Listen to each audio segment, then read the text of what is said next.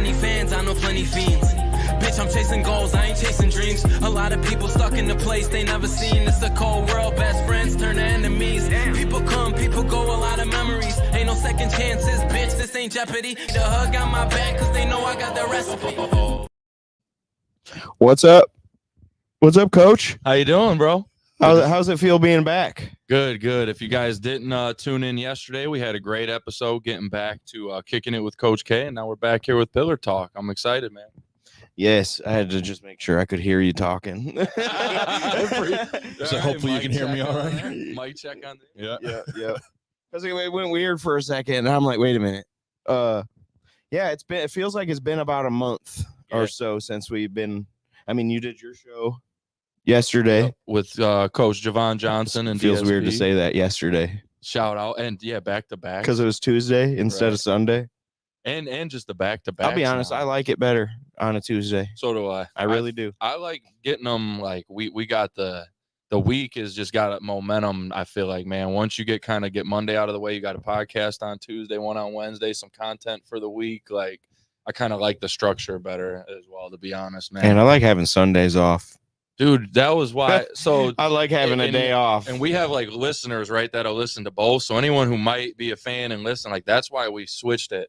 Like Sunday, I needed my Sundays back. I was like, Sundays are supposed to be relax, chill, NFL football, whatever, like, food on the stove. Like you're supposed to relax on Sundays. Here's how I looked at it. When things start becoming a chore, right. It's like, I got to drag my ass out of this couch to go up. That wasn't today. That wasn't yesterday. But on Sundays, I don't do anything all day. And then I'm like, 6 o'clock. I got to get up I'm just getting ready to get sleepy. That's facts. Yep. So I appreciate you switching the day of that. And I appreciate you rocking the gear today, bro. We came on not even I didn't know you were even going to be my twin. We did not plan this today. I swear to you, we did not. You got the coordinated outfits on accident. Don't let him fool you. We planned it.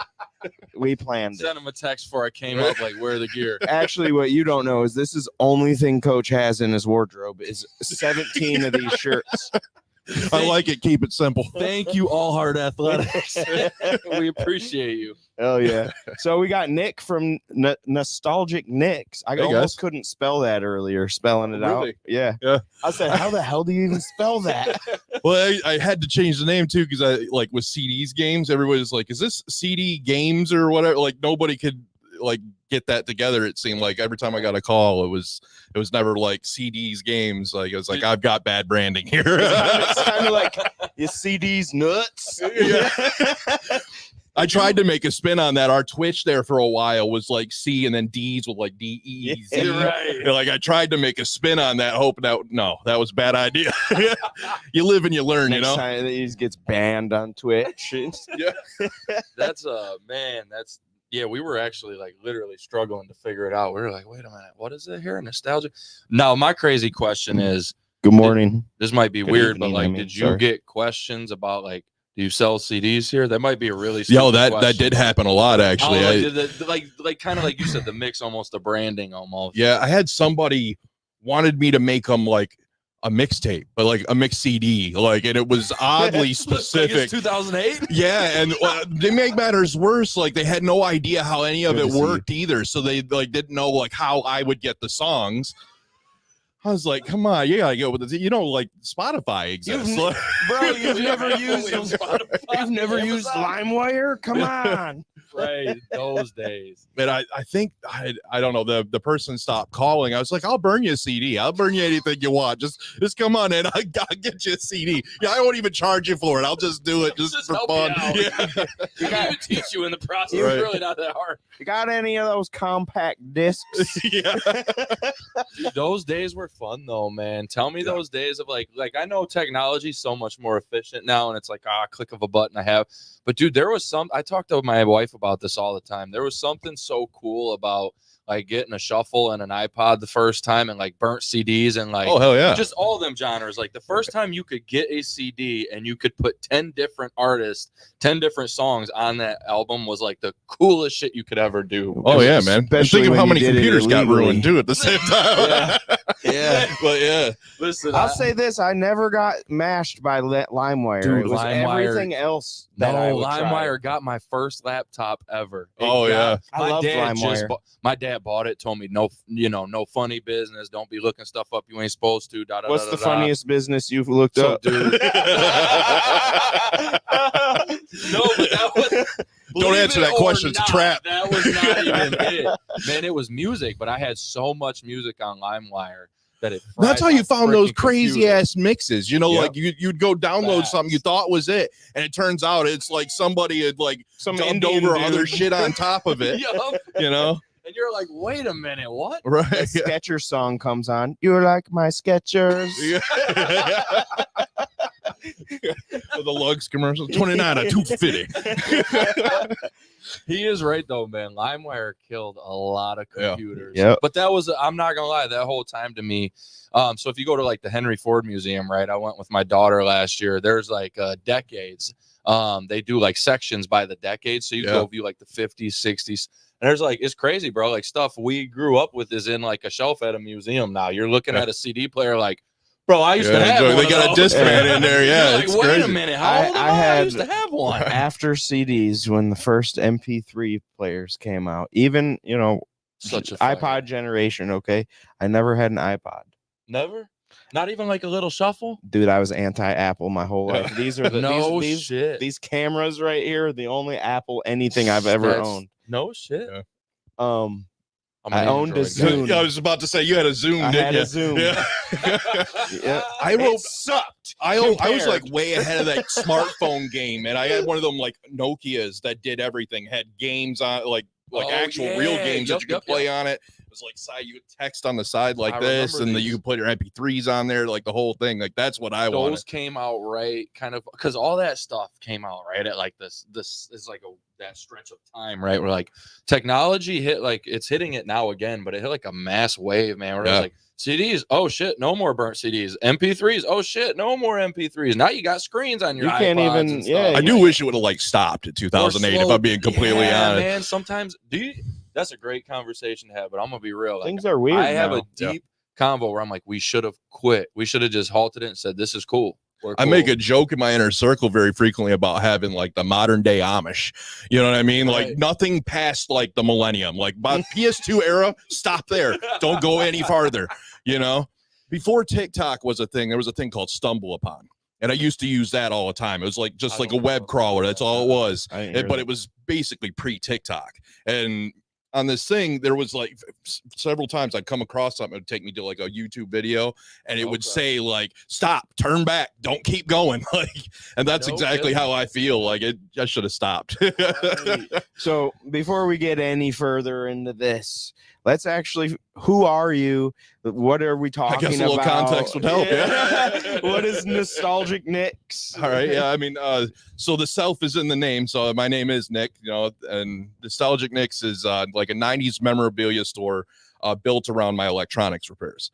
Okay. So it's very humble at its core. You know what I mean? Because I'm the only person I know of in this area at all that fixes electronics at all, especially game consoles and computers and stuff. Yeah, I didn't know. I don't know of so anyone I else. bring even like my 360 to you. Yeah, you can fix it. I try to be as honest and candid with my customers as I possibly can. Certain repairs don't make a lot of sense because I'm going to wind up charging more than it would cost you to buy another one on Facebook. Right. But sometimes these things are like they have sentimental value to a person. I had a customer come in once as a kid. His dad's not around much, but his dad bought him the game system he had. So he had sentimental value to it. I was like, okay, yeah, I mean, I've got no problem fixing it for you, just as long as you understand, what the cost is. Right. Don't go online and look at a new one and be upset. Right. Yeah. So I will have that sometimes. Yeah. Like I try to be as open with everybody as I possibly can. Because that's one of those situations, like I know what that feels like. You know what I mean? I want to keep my stuff together. It's how I got involved in repairing stuff to begin with. So like that's kind of where all this came from. I started doing repairs because my grandfather owned a clock and watch shop downtown right here. over here on First Street. I think that's like Diamond Designs now or something. Actually, I think it's been converted into like a yoga studio or something. I don't actually know what it is. The corner right there? Yeah, it's not like right before the corner, so directly next to that travel agency right there. Actually, that travel agency also used to be my grandfather's shop. He kind of slowly downgraded one step at a time the older he got, but he kind of stayed right there on that street. Painted right now, you know, that building, I believe. Yeah. That's not the Run Hip spot, is it? I don't know the former Run Hip spot. I don't know. Maybe. I think it is next to the travel agency that used to be a running shoe store called Run Hip, but they closed a few months ago. So that's probably painting and reconstructing. What's her name? What's that lady's name? Give her a shout out. Oh, the travel lady. Oh, Stacy's Travel. Yeah, Stacy's Travel. That's it. Yeah. Shout out to I'm not good with names, so sometimes it takes me a second to grab it. But but she is on my Facebook and everything. Shout out to Stacy. I tried to use her once, so I had to bail. Yeah, my early childhood was spent in that building she's in. Like, and I have very fond memories of being in that space. But my grandfather was always a gadget guy, you know. So since he fixed clocks and watches and that stuff, like he always had computer parts too, just laying around. So when I got bored, I would just take the scrap parts and build workable machines out of them. And we're talking like I'm not even a teenager yet, you know. And like the lawyers and stuff around here would like dump their computers off, you know, as soon as they got too old or whatever, they just dump them off in the dumpster or whatever. So I go collect them and fix them up and make them work. So I remember like a lot of that stuff. So I've been doing it so long that like it's almost second nature. And then when COVID hit, you know, I've always had a bad like handle on employment. I can't stand people like lording over me. Same. I have a real struggle with that. You know, I have to feel a sense of self-worth, you know? Yeah. So I was like trying to figure things out at that time. And I was like, I don't know why I'm not just doing what my grandpa did. In a sense, my shop is the same thing that he did. I fix stuff and then I sell collectibles on the side. And that's exactly what he did. He had clocks, watches, and then he sold like baseball cards and stuff on the side. So, and that was just a way to, you know, mitigate any loss and repairs or vice versa and that kind of thing. So that's what I'm doing. And so like if you ever come into my shop, it is very small, quaint. You know, I don't have necessarily a lot of stuff, but I have some very cool stuff that is in there. Some that's like brand new packaged toys from the era. And so when I rebranded from CD's Games, which it's been, you know, for 2 years until now, I decided that that's the path I wanted to go. I wanted to go stick from like 86 to 2006, just millennial era stuff, and you know, put that with my repairs, and that's now that's here we are. Yeah, so that's freaking sweet. Speaking of, that's sweet. Thanks. So I saw a picture, meme, whatever you want to call it. It wasn't quite a meme, but it showed the Teenage Mutant Ninja Turtles from their beginning in 1987, and now then it was like 4 different years when they've changed their look, right? We talking like movies or comics or both? The cartoon. Yeah, okay. Just got over time. I think I know what I think I've seen that. Dude, they did Master Splinter wrong. Oh nowadays. Yeah. Oh yeah. They made him look like a mixture between Jack Black and the master the Panda's master. Yeah. Yeah, you can't do Master Splinter like that. He looks silly. Yeah. And I think honestly all of them do. Yeah, I agree back with you. To the 1987 look. See, I sit here, I think to myself, and I know my parents were thinking the same thing when we were growing up. But I wonder if I'm crossing that threshold into old age where like everything new sucks. We are. You know, like, is that really happening? Or are we right this time? Has it been a thing for so long? And then is it this time we actually were onto something and now it's kind of gone too far? It's been the same way the whole time. Okay. Even in our generation, look at the McDonald's toys, right? Yeah. Dude, the McDonald's in general. We used to. Dude, I think Burger King actually had them toys on lock back then. Yeah. We used to get decent. No, they weren't great, but they were worth it, right? Yeah. Nowadays they get paper toys they have to build with them. The toys are a joke now. And then so like I drove over by La Pleasance, you know, obviously in our local area, everybody knows that listens that we used to have the McDonald's over there on La Pleasance, big play area. And I'm driving by the other day, right? And I'm driving by in the back and I look and I see like there's still like ocean and dolphins and stuff painted on the walls, and like you can still kind of, even though it's run down, you can still kind of look in there and feel like that old feeling of like, damn, this is what McDonald's used to be. It used to be fun. Now actually, I'm glad you brought that up, man. It's exactly why I have the love for the era and exactly why I'm focusing on this niche explicitly, because I get into this conversation a lot with people I love, that looking at McDonald's is a perfect analogy of what's happened to time, like what's happening to people present day and the way it used to be. The 90s was colorful, vibrant, fun, exciting, you know, and that's how they did it. Now you look at a McDonald's, and a sad old gray box with a bunch of pissed off people inside of it, just throwing food at you. You know, like I'm living in Ipsy now, and there's a particular McDonald's. I'm not going to blast them on here, but it's in Ipsy. Yeah, there's a particular one up there that sucks real bad, and they've got a real bad attitude towards everyone. Toledo's got one. It's brutal. And you're like, how y'all even stay open? Nobody should come here, y'all. But it's not even, at the end of the day, like you said, it's not even necessarily their individual. It's a collective fault of like our society. I always felt the same with Taco Bell, and Taco Bell don't necessarily look maybe as dark as the McDonald's do outside, but dude, they don't look as fun and vibrant. And I don't see the little dog. I'm gonna be honest with you. Where's the little dog running around? He was fun. He was cool. I ain't ate Taco Bell in 10 years until the other day, and those Cantina crunchy tacos. Yeah, those things are good. I tip my hat to those bad boys. Yeah, that's no joke. I had them 3 times in 2 days after I tried them for the first time. Those things are fire. Yeah. You know what's crazy? Even if we talk like nostalgic and video games, I do miss the little dog though. Retro. You're right, dude. The dog was. Yo quiero Taco Bell. That's what I'm saying. Right. Bro. Yeah. That's exactly it, but man. we were laughing. We felt good when we went in Taco Bell. It was like a whole vibe. You were like, shoot. Now it's just like, well, let me go see. 1998. Just in general, people were just happier. You know, they just ask you how the weather was or whatever. Like people were generically happier then. Now everybody is just run down. We're tired. I kind of have a theory of that. Okay, so you know how people feel when they're in the cities, right? Even if you throw rats in the cities, they get angry, they get frustrated. And if you look, our cities are growing. Look at Monroe from what it was back when we're talking. Yeah, right? Everything has changed on Telegraph everything, Road. Everything going to change in everything. And we're getting more condensed. Right. Yep. Everywhere. More traffic, more frustration, more people. Yeah. And I don't care what people say, vibes are a real thing. Yeah. You come in this 100%. room with a shitty vibe, it's going to throw us all off. Yeah. And that's how society is right now. Yeah. All they are doing is pumping us full of negativity. Yeah. I mean, not to toot my own horn, but I just went to Subway, right? Long line, took forever. I wasn't hating. There was like 7 people in front of me, whatever, you know, and they kind of, you know, are like, you know, we're trying, man. People got multiple subs. I'm like, bro, y'all great. Y'all out here slinging sandwiches, killing it. Good job. Subway got better. Subway got better. So I'm just to like walk in, and who cares if you had to wait, man? Who cares if something didn't go your way? Make somebody's damn day, shine some light, you know? Yeah. I feel like Subway, out of the old school restaurants, Subway is the one that's doing good. Yeah. At least the one we got here to like downtown. Yeah. They. But the one I like the stuff they put up on the sign and stuff. You know what I mean? You go in there and they got a big old lit up Subway sign. It's all neon. Well, plus lit up. if you look at their food, cool. right? You're like, that's all right. Look at Burger King's staple, right, with the Whopper.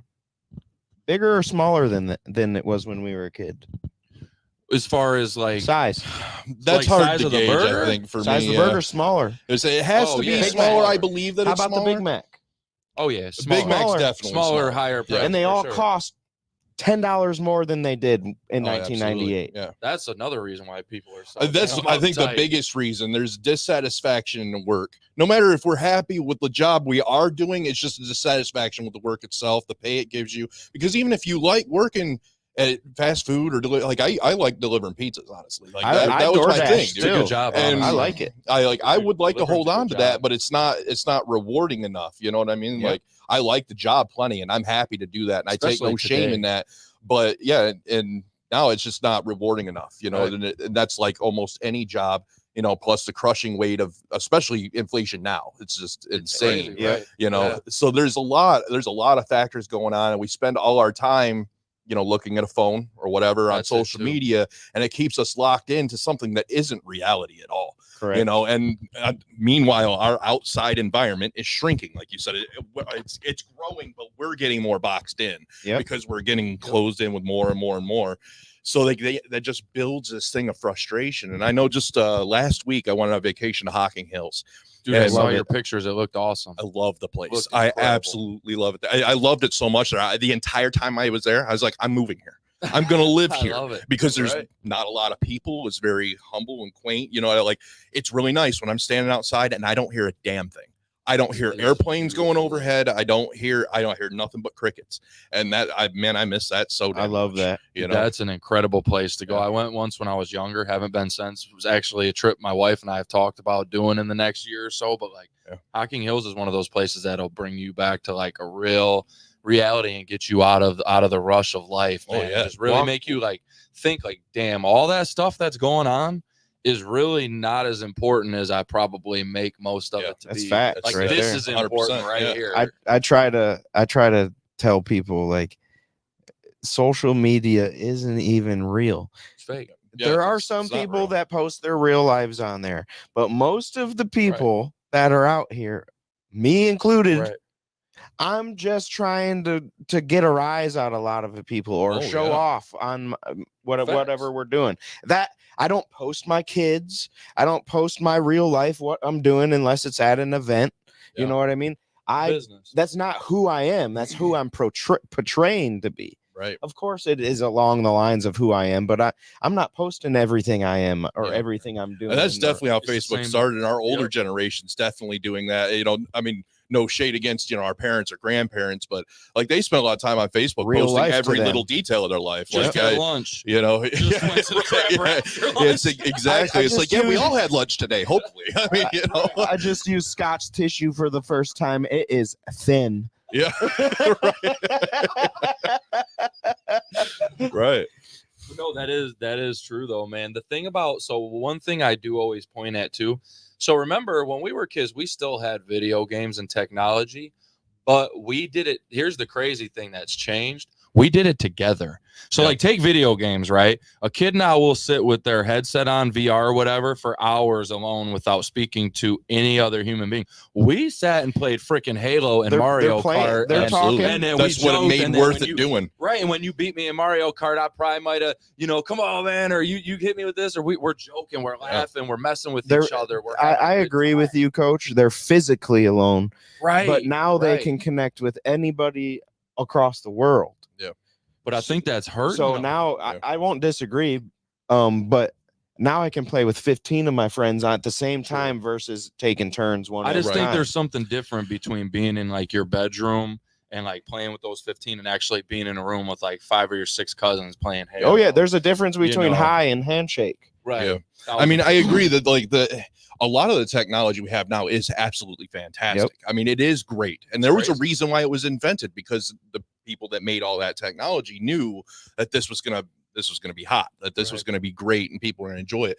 But unfortunately it's a double-edged sword. You get all that greatness, but you got to take all that negativity with it. And that means flooding, you know, like unless you want to be have China. That many people online, these people ain't really your friends. They're just people you talk to. Yeah. You know what I mean? Your real friends were the people, whether you like them or not, were in your room on a Saturday night playing games with you, you know, and you had to put up with them, whether you wanted. Sometimes they were cousins, sometimes they were your neighbors' kids or whatever, and you sometimes learned they to were adapt a to each giant other. Ass. And what's scary, fellas, though, think about this. Like that's necessary. That right there, what you just said, you had to deal with it. You had to adapt to Coach talking shit every time he beat you, or whatever it was. Man, I used to hand it to my family in Madden, Halo. Cousins would get to work, I'd get beat. It was.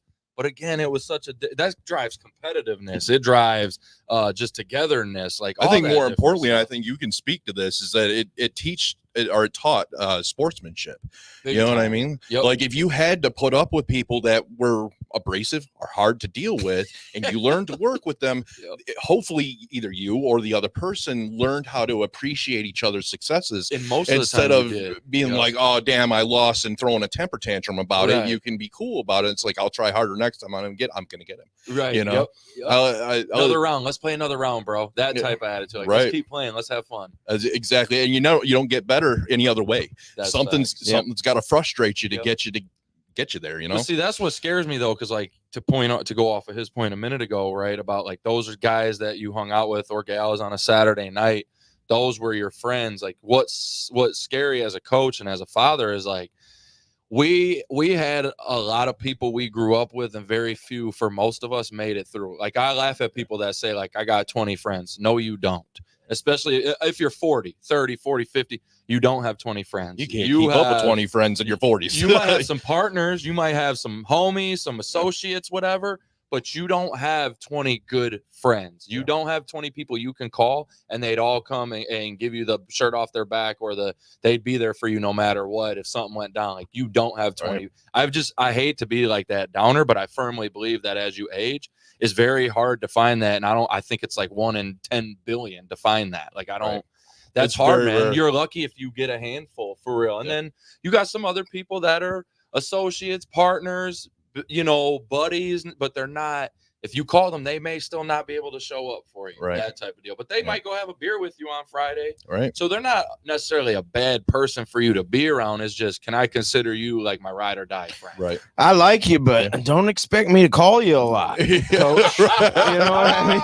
And it ain't you. It's my dad yells at me. But even if you have that, you're lucky. If you just have those three, I found myself very fortunate because I have that less than a handful of real true good friends that got my back. That's a good like question. Off of your Saturday night point, like that's what when you said that, it's like, do our kids, that's what scares me as a coach and parent, is like, are you guys going to grow up to even find 3 good friends? You want to know why? You're not really even established. A lot of these kids aren't even established, and that's why sports, chess clubs, anything extracurricular to get your ass off the phone and get you invested in something, like your ass needs to do it as a young kid. What I think killed that for this generation is when do they ever go outside and play? When do they ever go out with their homies and go camp out in the backyard? There's something I was trying to teach to my daughter. Ride bikes at midnight. When they're supposed to be sleeping. Not sneaking out, but at the summertime, me and my homies used to camp out and ride our bikes late at night as far as we could go. See, I'm blessed with Rora. I feel lucky because she loves to be outside, but Sandlot. I coach a lot of kids that even at football, you wouldn't believe it. Like, I coach a lot of kids that are like, I don't even really want to be here. I'm just here because my parents made me. And to a degree, I'm like, well, maybe it's a good thing your parents have you out here doing something, man. Right. What does that mean for their athleticism? Like, I hope that doesn't come off through that, because I'm thinking that through, and it seems a little rude in my head, but it is an honest point. Like, that's a tough one. We were constantly physical when we were younger. Yep. We were constantly like out. You just said outside. Almost football at recess. Our parents throw us out of the house. Yep. Now, like, I find myself as a parent, like, I don't want my kids to go outside because now I'm scared. What's going to happen? Some of it's the outside or whatever. world. That's right. So I'm wondering with these kids, like, especially if they're not passionate about it and they would rather be playing it as a video game as opposed to real life. What does that mean for like the future of athletics? I mean, are we just going to start converting to more esports rather than actual physical sports? We're seeing a little bit of it now, the number drop off in student athletes. And obviously as coaches, we're always going to fight it. And I try to do the whole, like, I'm just an honest person with the kids. So I tell them, like, it's cool if you want to play video games and do shit. You can still come to practice. You can still go to school. I did it. I played 2 sports. I went to school. I played video games with my boys for hours. I did all of that. I still had time for football and Dragon Ball Z, man. I went outside. I watched Dragon Ball Z. I rode 4-wheelers. I went fishing. I literally, if I can find a way, and had all these kind of rough situations growing up and all this stuff I had to go through, if I can find a way to have all that stuff to go do and stay outside, so can y'all. Y'all can do it too. But it's a lot of it is just what we said. It's just, you have to put this down. That's it. Like, I tell kids, like, you can do so much with your life and adults, but you have to put this down. Right. You, like, to a degree, you have, and even I struggle with it. And that's really hard. Yeah. I mean, all of us can relate to it because you get tunnel vision when you're on that. Yeah. Like, you get 100%. Next thing you know, it's 2 hours. Yeah. Dude, I've sat scroll I've sat on Canva, Facebook, Instagram for 2-3 hours. And then I look up and I'm like, dude, you started doing this at 2:30. It's almost 5:30, 6. Hey, what are you doing? It's even crazier at night. It's like, because I work at midnights, right? So I get on my phone on midnights or whatever. And next thing I know, it's 3 a.m. And I'm like, wait a minute. Where'd the time go? What the hell? It fast. Man. Going back to what you were saying about being forced outside as a kid, right? Yeah. So my kid got grounded not that long ago, and I was still letting him go outside, and his mom's like, what the hell, I thought he was supposed to be grounded. I'm like, dude, she's like, well, when we were kids we got grounded from going outside, we had to go to the bedroom. And I'm like, but listen, it's different now. These kids don't really want to go outside, right? They want to be in their bedroom. Yeah, we have to treat it the opposite now. Is like, yeah, now for their grounding, you force them outside. You're not allowed in here. I mean, my kid loves outdoor activity. He knows how to build a fire. He's 9 years old, but how he many knows kids how to are do you all talking that about? stuff. That's probably true though. Yeah, like, that's a lot. I say if your kid knows how to build a fire at 9, man, he knows you're doing something right. Because yeah, that's probably he likes to be real outside. rare. He loves the video games. Don't get me wrong, but so does my he's not too much of a sports guy. We're just getting him into the Toledo Walleye. We went to a game the other day. We're going to a couple games here, but very cool. He likes soccer, but other than that, he's like an inventor. He likes to be, he wants to be an engineer. And that's what he likes to do. You get him these engineering boxes, he's all over it. Oh yeah, sounds like a smart kid. Oh yeah, that's incredible. And that's the thing, man. Like all three of us and your kids and Rora and then you just touched on this too a second ago. Like we're at least trying to instill those things still right in our kids, and like we're not gonna win we're not gonna be perfect and win. I am far from it. You know what I'm saying? Like I know Rora by no means is gonna not want a Nintendo Switch. Like she gonna want a Nintendo Switch, which is cool because we be playing Spyro and Crash and shit still. Right. But I know she's gonna want a Switch. She's gonna want to get on the tablet sometimes. It's like, can I keep her from getting so consumed? Can I keep her, to where she still actually values the other stuff? And right now she's 10 going on 11, but right now we're solid. She's still, and she'll get bored of it. She'll, after like an hour, she'll be like, I'm cool on this. Coach, you're getting to the age where there's gonna be a switch flipped and she will no longer be your little girl anymore. Yeah, it's coming. Because mine, I call her Beef now.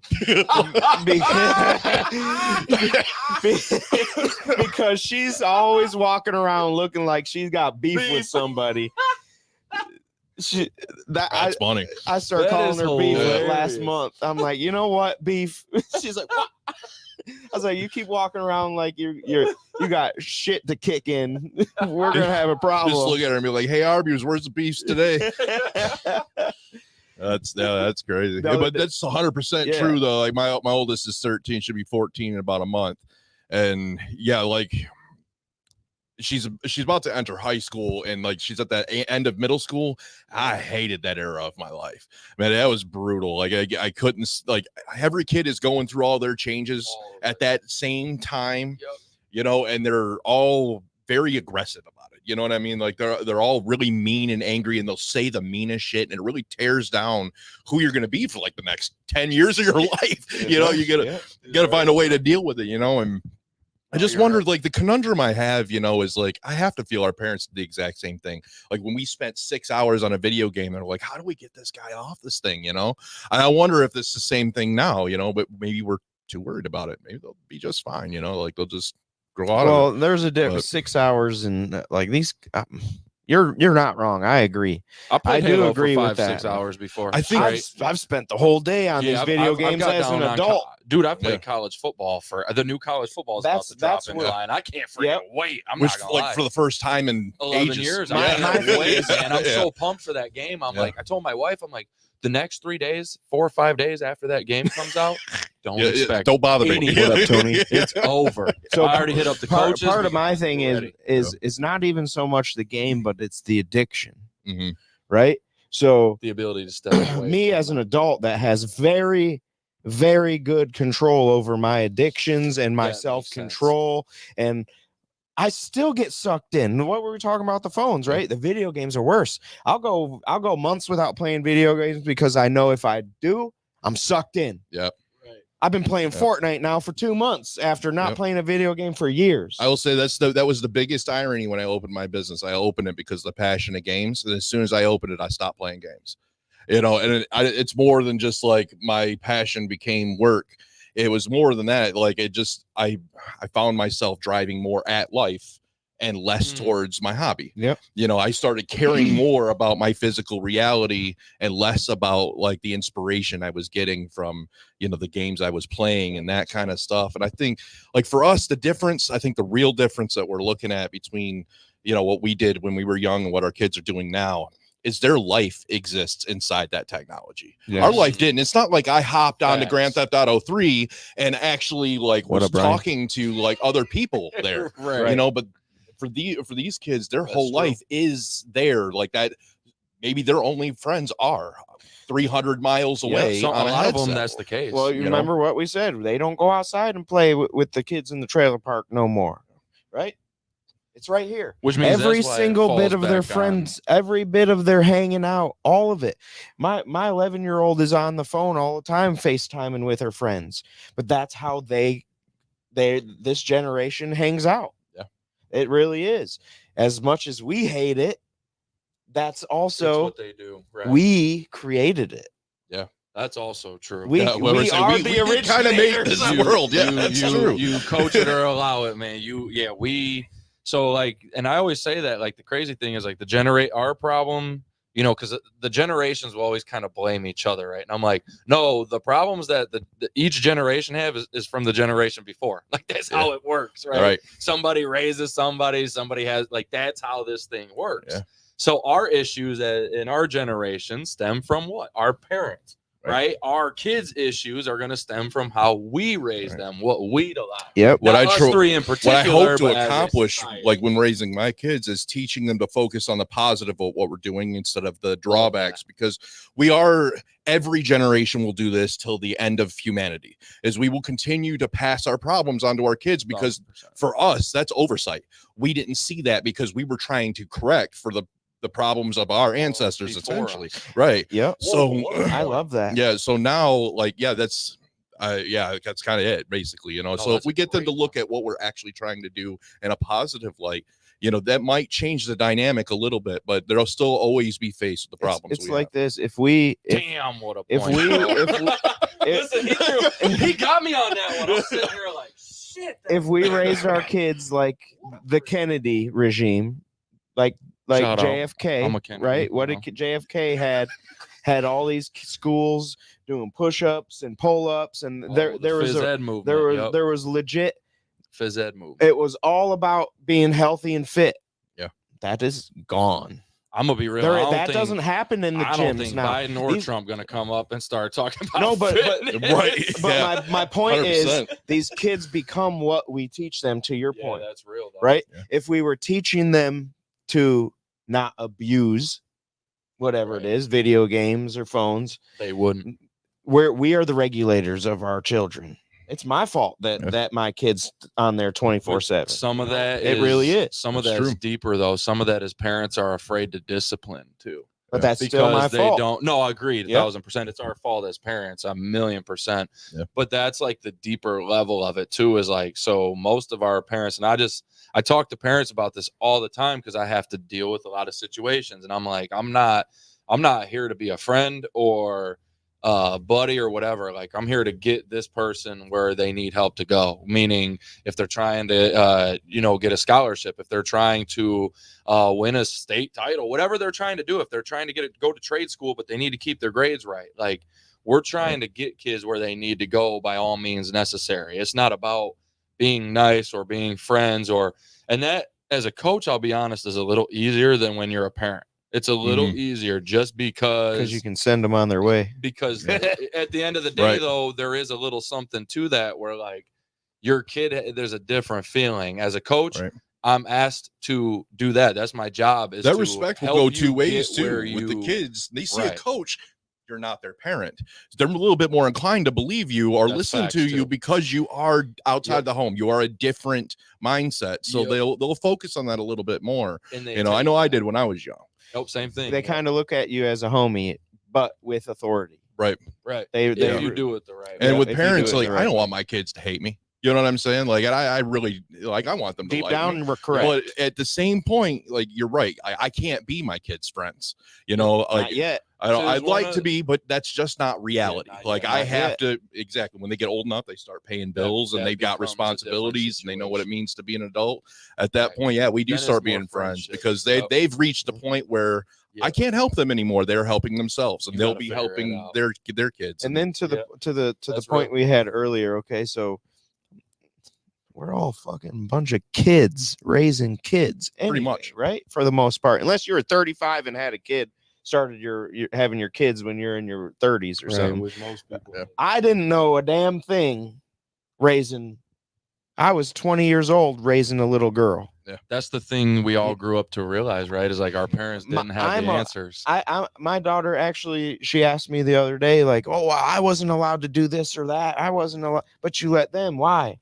Well, if I see that I'm doing wrong here, do you want me to continue doing it wrong for them? Yeah. Or do you want me to adjust? The parent I was 10 years ago, even not even close to the same parent I am today. Which is a great. I was an asshole.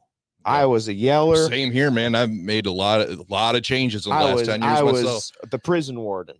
Now I still am. I'm the stern one and I'm the one that disciplines, but I am way more laxed. Yeah. They get away with things that 10 years ago, not a chance. Yeah. Not a chance. Yep. You have a lot less patience when you're young too. So I think that has a lot to do with it. Patience grows, coaching, you're right. Coaching too, man. I was a hothead at first. I thought I was gonna come in and still is a little bit. I'm a hothead, but it's different now. No, I definitely am, but it's more towards different things now, I would say, than trying to show up at practice and be the drill sergeant coach. Like first year, man, I was on some straight drill sergeant. Get your asses in line, let's run. I feel though when I'm like, okay, these kids are not gonna buy into this shit, bro. Yeah. When they're younger, you have to kind of be that way.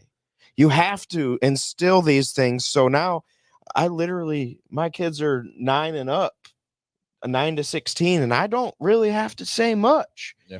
My 16-year-old is dang near an adult. You know, she takes care of her own rides when she needs them. She gets everything independent. And that's how I'm raising them. I want them to be, if I die tomorrow, I want you to still be cool. Obviously it's going to hurt, but I want you to know everything that I wish I would have known. Everything that I know that will, if I died tomorrow, you'll carry on. I'm 100% on that train. That's with you, buddy. mine. Yeah. I don't want to be your friend. Yeah, we can be friendly and I love you. I tell my kids I love them 75 times in a day. They probably get annoyed with how much every second. I'm like, hey, I love you, you know, and they're like, love you too, Dad. Right. Yeah. But I don't want them to ever forget that. Right. And they won't. No. One day they'll be real grateful for that. Yep. And that's how I was with my dad. Is my dad always said, you'll understand one day when you have your own kids. And I do. Yeah. All the asshole he was. There's a hate me. He now, wasn't an asshole. He was doing his best. I like that wording too. That's very correct. And you remember being that you never believed your parents when they told you that. Hell no. It's like, no, I know everything. I already know everything. I'm 13 years old. I understand everything about how life works. This is how the world goes. And then you find out real quick when life hits you with a hammer. You're like, oh shit. I don't know anything. You want to know when life hit me with a hammer? Yeah. 9/11. Oh. 9/11 hit me with a hammer, and I found out things. And I've never been the same since. Don't get us canceled on this show right now. I found out certain things that went against the protocol and the we'll stop there. Don't get us canceled. But I mean, I'm with you, buddy. That was the moment my conspiracy journey began and never ended. Oh, shit, I was born in a conspiracy rabbit hole, man. My dad was listening to Coast AM when I was a kid. So, I mean, I'm 8 years old. Like, where are the aliens? Where are they? I'm still waiting for them. I learned the Fermi paradox when I was 11. I'm like, dude. Man, you know, all that stuff, though, I'm always like, listen, if enough people start to say it, gotta be something. You know that Einstein, they figured out how to teleport? Do you know that's real? I've heard that. Yeah, I've heard that's been a very old thing. Project. Yep.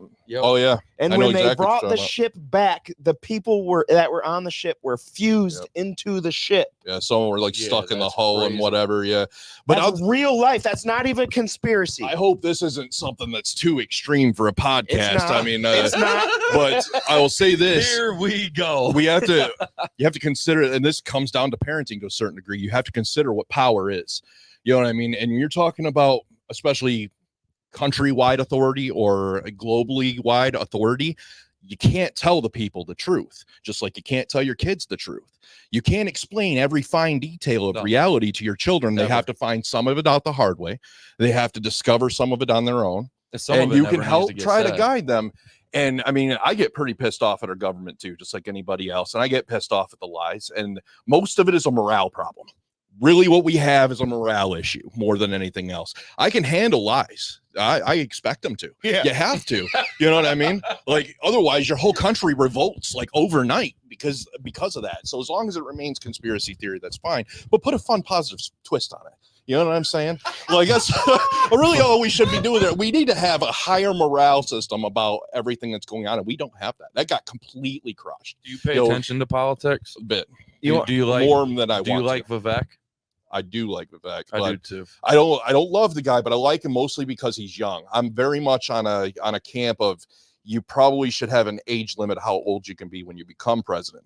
You know, especially now. He strikes me as a guy who could come in though and really raise hell and start to churn that stuff a different way. There's something I had mentioned to my mom and her husband recently along them lines, that a young leader and a young president specifically, they're still go-getters. They're still trying to change things. In a certain sense, liberal, even if you are Republican or Democrat, you're still trying to effectively make change. Right. Every young president has done that. Everyone. Vivek wants to do that. Obama did that, or at least tried to. You know what I mean? JFK did the same thing. Every young president tries to instill positive change, at least the way they think it exists. Older presidents need things to be more conservative. They're trying to preserve what already exists, hold on to it a little bit longer. And it's literally the status of their mentality. When you're young, you're building, you're creating, you're making. You need to make more so you can settle down comfortably. And once you get there, you want to preserve, you know, and that's exactly what's happening with our leadership, you know. But there's a certain point when we get to a certain age that our wits are falling behind us, whether we want them to or not, you know. Time takes its toll on all of us, no matter what, you know. So that's why there should be an age cap. But when I'm voting, I consider age one of the most important factors above almost anything else I'm looking at. Yeah, because I mean, right now. So you don't have no damn good vote this time. No, I haven't had a good vote in a long time. Yeah. Right now, I mean, I really like RFK. If I'm being completely honest old about it, and at least he's in it, but he is older too. We don't have we don't have anybody young. Go-getter. I like Tulsi, to be honest. I really like Tulsi, and Tulsi's young and she's fiery and she's an independent thinker. And I like her because she kind of tells the truth. That's what I'm saying, man. And they don't really consider her for some reason. I'm like, because Tulsi she's going, seems like a rock star to me. But because she's going against the agenda. She's one that has spoken out against certain agendas after being on the one side, right? And now she's on the other side. Right. So now, even though she's on this other side, they're kind of looking at her like, well, you already traded once. I will say, though, there's a lot. There is some things that RFK says, though, that I love. Me too. I'm still, actually, to be honest, I'm still a little, and I don't even care, because I don't care what people's opinions are. I should be able to say I'm voting for Trump or RFK or Biden or whoever, and not have everybody absolutely try to scold me and kill me for it. Or to automatically determine that you fall into a specific demographic because of who you're voting for. Yes, when we were younger, it wasn't like that. You know what I mean? We could, to a certain degree, openly discuss who we were voting for. That's what I'm saying. There were certain people that kept that a little quiet. It's like, oh, it's a little bit private for me. 100%. You know? But and nobody killed you, though, for it either, it seemed like. Maybe I was wrong, but... Ever since, the Hillary Trump, campaign... whole families have become permanently separated because of their political you don't beliefs. Have to like Trump, but it's crazy how like the people who support Trump, it's like they are. Well, now it's even kind of the Biden supporters too, though. It's like if you are like the other side just thinks you're like no matter what, you're just the worst person ever. Yeah. And I'm like, well, maybe they're misinformed. Maybe it's just their opinion. Maybe they're not misinformed. They just have a certain set of criteria that they vote on. right? And your criteria is something 5 things that are completely different. Right. Maybe So we just would like a president that could walk on his own and have a full conversation. Well, we're getting a debate June 27th. You know, I saw that. Yeah. Joe Biden's gonna walk in there with his penis out, thinking it's a master debate. You know, it goes back to what I say. Like, it's a big wheel. Everything's a real big wheel. So to me, the most important thing on a president, the most important thing is how good do you look? I mean, really, Obama is probably one of the best presidents in my mind. Not for what he, not for what he, JFK, Obama. not for what they did, not for the policies No, they enforced, not who they were. But Obama was fly as hell. Yeah, exactly. Yeah, he made us look good. I want to be honest with you. He made us look good. He was able to talk to other people, made us look good in front of foreign nations. Talking. That's the shit that matters. That's why I liked Trump. But I also think Trump was good in those rooms. Well, too. he made some different style. I like him for that, but he's very polarizing. Correct. That's the thing I didn't. I wish that was a comedian. Case, Most people feel like people don't understand that he is a comedian. He's a comedian. Most of the time, he's just ribbing. Yep. You know, so and people that's don't what understand people that. hate though, and it's like Correct. you don't get it. He is he's promoting something, man. It's like Jake Paul going and promoting his fight with Mike. Like this dude is promoting, and no offense to the current president or whatever, but he's not a promoter like that. he not promotes a all right. showman. Where's he been? A lot of people are going to call us Trump. A lot of people are going to call us Who's Trumpers leading this or damn whatever, country? I haven't seen. Well, as we all know, as finally being adults, the president doesn't run this country. Facts. And it's just the illusion of choice. Right. Which the group of people who run it are also 80 plus years and a lot of the time, Yes. once that president comes in, he's the first 4 years is either erasing what the last president did or trying to fix whatever it was that so that their party gets certain things. Yeah. That's what happened. And yet and for me, I feel like if Trump would have never said the CNN's fake news stuff, they would have never bashed him the way they did. But that's also what got him elected. Right. Exactly. Yeah. A lot of people that like Trump still like Trump to this day is because he attacked the media organizations who are literally the people that control how you think. Where Obama made Hillary was the cherry on top when he hit Hillary with the "you should be in prison" because we all were thinking it. We were all thinking it. Oh yeah, every one of us. She's 100% a war criminal. There's no getting around that. There are certain political families that I think we have enough evidence now to understand what the situation. Where have they been? Either, but we know what the situation. They ain't been nowhere since Mr. Bill got included in the flight logs. You know, we ain't heard from either of them. Yeah. Yeah, talking about a guy who didn't kill himself. Yeah, right. We'll beat that dead horse. A few guys that didn't kill themselves on that family. Right. But I hate this conversation. I love it, but I hate it at the same time, honestly, because my brain thinks way too large, and I'm sure you guys deal with the same issues. I think a lot of people do. I think a little bit too big, and I think it's important, bro, because I think us having this conversation. Like the everyday person might not think about this shit. Now they listen to this and they're like, you know what? It is some bullshit going on. And that's what I wonder, because we're talking about grand scale power, and so like at that level, what is being accomplished that they can't tell us that has to get covered up with this dirt? You know what I mean? Like what else is involved? It's not just a sex trafficking ring. There's a lot more involved. I think what is so correct? Much what is? it. I don't. There's a lot I think in my head. I'm not going to say on a podcast because I might sound crazy. It's 10. I think it's 10 million bajillion, and then I think there's some real nasty shit at the core that like you said, you may not want to even think about it much because it goes to the core. Like, y'all hear it goes to the very top. When Trump said this, like one of two things happened. When Trump came out and said, "I'm not releasing the JFK docs because if you saw what I saw, you'd be terrified." Yeah. When he said that, one of two things happened. He looked at the paper and some really out of line crazy shit happened that would stun our country and probably break the CIA. Or somebody knocked on his door and said, "Oh no, you're not going to release those. Are we understood?" And it's probably both. Here's the thing. Yes, here's the thing. I don't 100% both. I don't think Trump would. Trump's not a person to back down from a threat. Yeah. Well, he's already 80 some years old or something like that. I honestly feel like he's sold out for If this. if they're knocking on his door, they're threatening his family. This is one of the reasons I like Trump, is because a lot of people don't like him because he's rich, right? He's some rich guy running the show, right? I like him because he's rich. He took a pay cut to lead the country. That means that he had to have actually cared on some level or the other, and it's got to go beyond ego. Your ego, no matter how big it is, isn't enough to just be like, oh, I've got to be president. No, I mean, that's the most tasking job in the world. Every single person becomes a president immediately ages 20 years in 2. Look at Obama, bro. Yeah, I mean, Obama went fast. from 20 to 80. Yeah. And like, for real, he looked like a young cat to like, whoa, bro, you okay? Yeah. And so like there was something I was listening to. I was on another podcast recently, and well,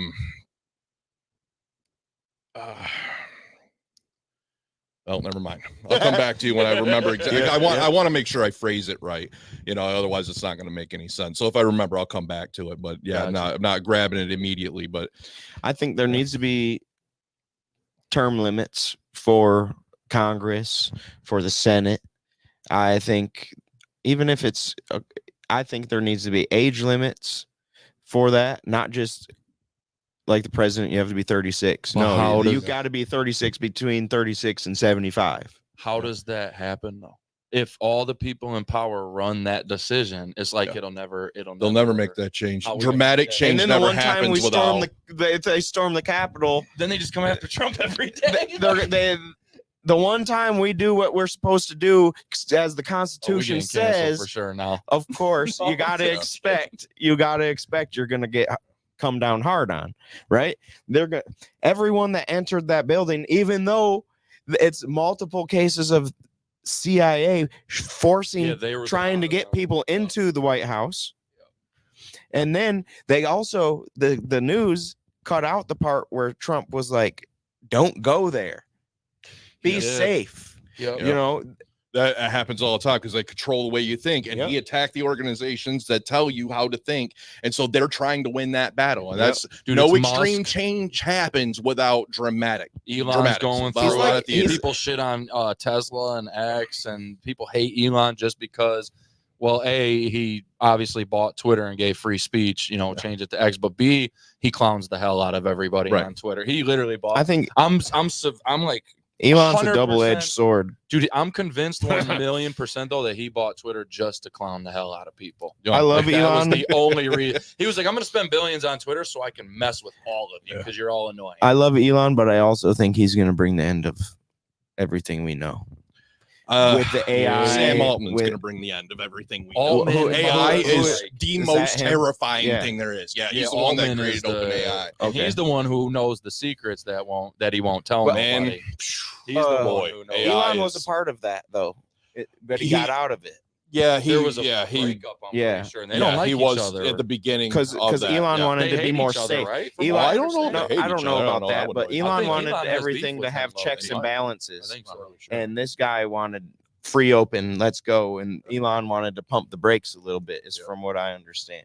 And that's funny because Elon at the beginning was like, we need to get this to the people so that way, it is open source, and then realized that he had to slow it down because people can't handle his technology. To be fair, people can't handle the internet.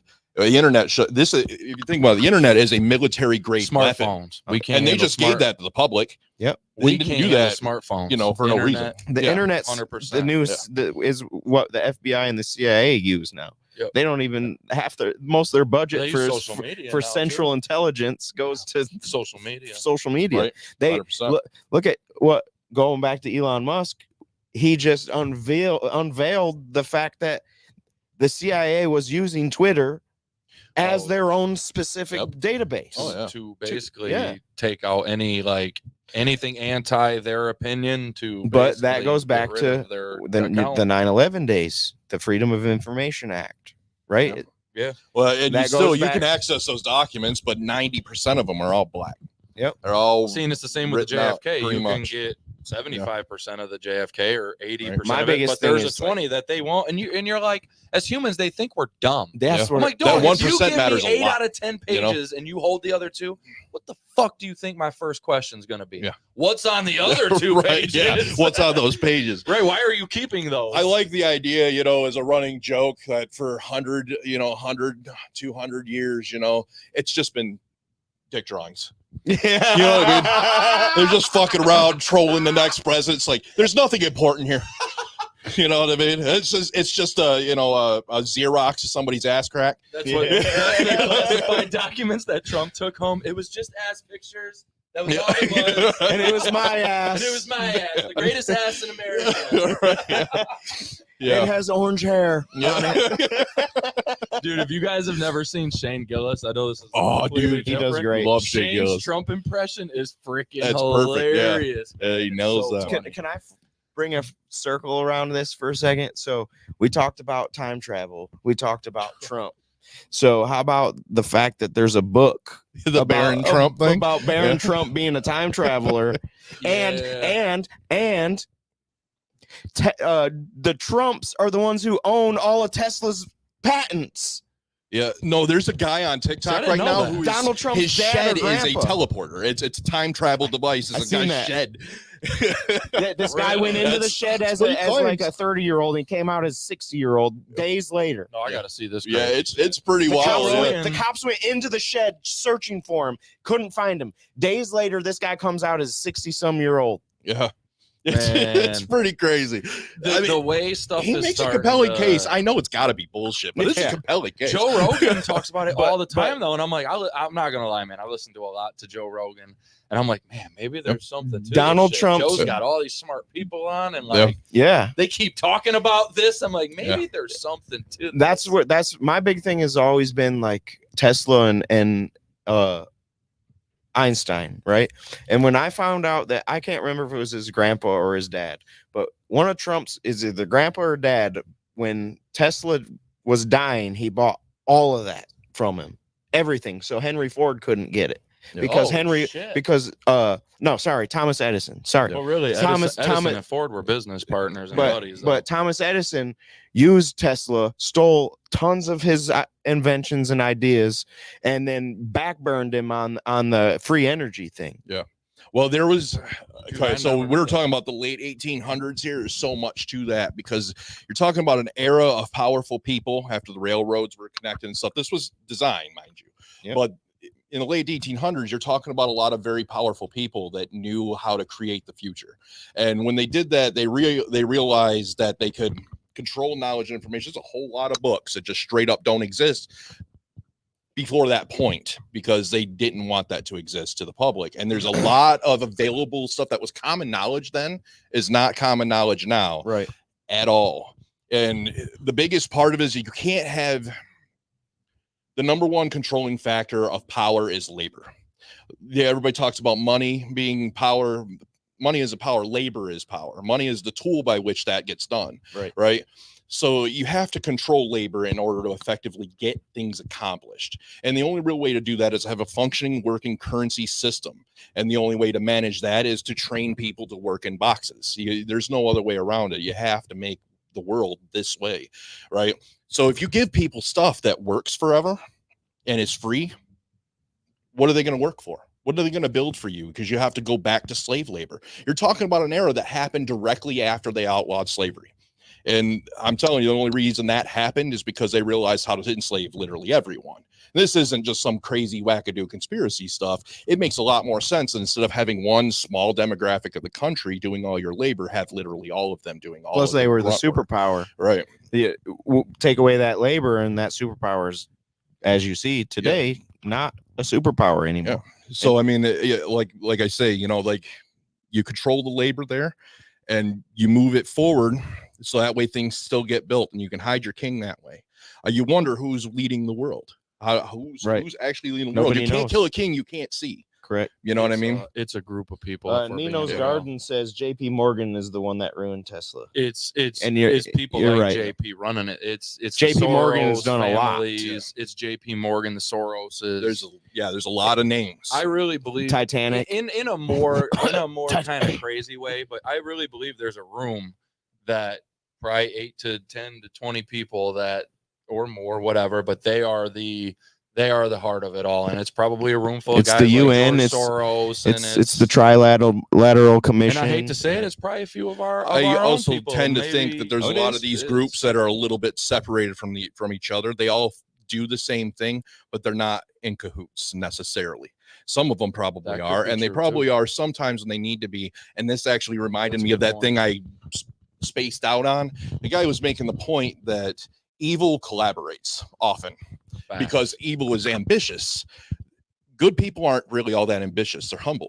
They don't really want to achieve for very much. They just want to exist, enjoy their surroundings, and by and large, most people are that way. We just want to be. We just want to live. And that's as simple as most of us are. I mean, I was always that way. You know what I mean? My whole life. And now it's getting complicated. I can feel the dirt of it because I have to be more ambitious so my kids can make it forward. You know what I mean? So they can go farther ahead. So I see that in real time. And, you know, eventually good always wins. At least we like to think it does. But I mean, the greater ruling party is the people with dark ambition. And they're the ones that are going to collaborate and work together. I like what you said there because earlier in my life, I could care less. Yeah. I thought about being one of those train bums. Travel in the world. I still think about being a train bum. Doesn't sound too bad some days. And I was the guy that cared so little about money. I'll burn $100 bill right in front of you. I don't care. I wasn't rich by any means, but I didn't care. Now, the older I get, the more I want. I don't even want to call it a legacy, but a legacy. Yeah. Even if it's just for my family. Yeah. I don't need to be worldwide famous. But everything we do here is our legacy. Everything we've done together. That's what I'm proud of. And you are building a nice thing, man. It's very cool to see, especially in a place like Monroe. Monroe was pretty drab for a long time, and nobody wanted to do anything cool. You know, and we also now we got a lot, man. Yeah. When I was in my 20s, people didn't want to do anything cool at all because they just felt like Monroe just wasn't going to be that place.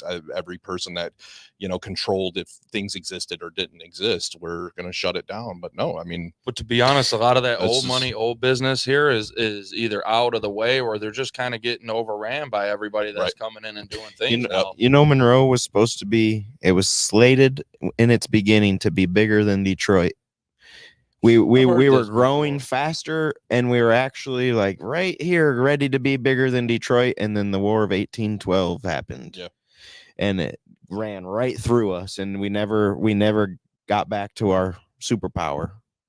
Yeah, I feel like Monroe does make more sense as a central hub rather than like a metropolitan area, you know, like Detroit, because it sits pretty comfortably in between, you know, Detroit and everything south of it, you know, so like Toledo and the rest of Ohio, you know, and everything south of that. That's when Toledo was still part of Michigan, you know, too. Yeah.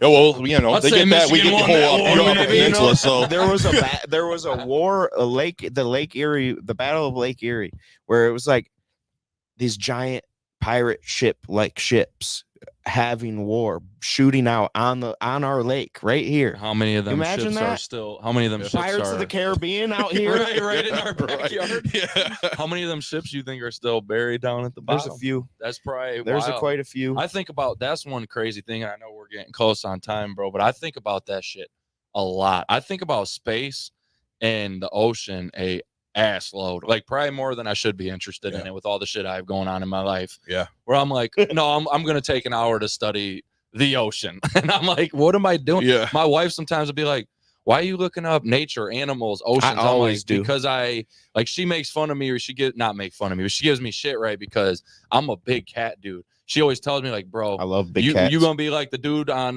Tiger King and the other big cat, not the other guy, Doc, the dude who's got all the tigers. Because dude, I'll watch videos of tigers. I'll watch documentaries on snow leopards. I'm like, bro, I love big cats. I think they're just same here. Man. I always wanted a tiger. Like, always wanted a tiger. Cool. And birds. I'm a big like bird guy, so I watch bald eagles, learn stuff about eagles, just learn about how they shed their talons. That's not real.